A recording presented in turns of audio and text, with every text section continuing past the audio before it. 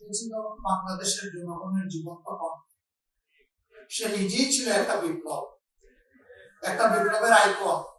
৪৭, ৭১, ২৪ সহ জাতির turning point, জাতির জন্য যারা জীবন দিয়েছেন তাদেরকে, যারা লড়াই করে আহত হয়েছেন তাদেরকে, এবং যারা বিজয় ছিনিয়ে এনেছেন দফায় দফায় তাদেরকে আমরা সকলের প্রতি শ্রদ্ধাশীল, আমরা সকলের প্রতি কৃতজ্ঞ।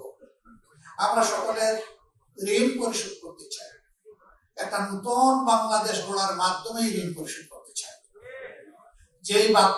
যে দেশটা হবে আধিপত্যবাদের কবল থেকে মুক্ত, ফ্যাসিবাদের কবল থেকে মুক্ত, এই দুই যন্ত্রণা থেকে মুক্ত একটা নতুন বাংলাদেশ যেন আল্লাহ তাআলা আমাদেরকে দান করবে। আমরা লড়ে যাব, ইনশাআল্লাহ আপনারা আমাদের সাথে থাকবেন। সাংবাদিক বন্ধুগণ, আমাদের এই কথাগুলো আপনারা জাতির কাছে পৌঁছে দেবেন।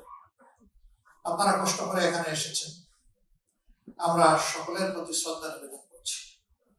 আজকের এই মুহূর্তে বিশেষভাবে মনে পড়ছে আমাদের বিপ্লবী সহযোদ্ধা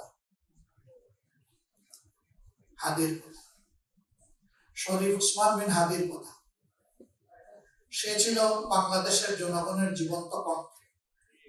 সে নিজেই ছিল একটা বিপ্লব, একটা বিপ্লবের আইকন। তাকে কারা হত্যা করেছে জনগণ তা বুঝে। আমরা তার বিচার চাই। তার বিচারটা যদি জনগণ দেখতে পায়, তাহলে জাতির জন্য জীবন উৎসর্গ করতে আরো অনেকেই এগিয়ে আসবে, দায়িত্ব নিবে, ঝুঁকি নিবে, বিপ্লবী হয়ে উঠবে। কিন্তু এই বিচারকে যদি ধামা চাপা দেওয়া হয়, তাহলে দেশে বিপ্লবীর জন্ম হবে না।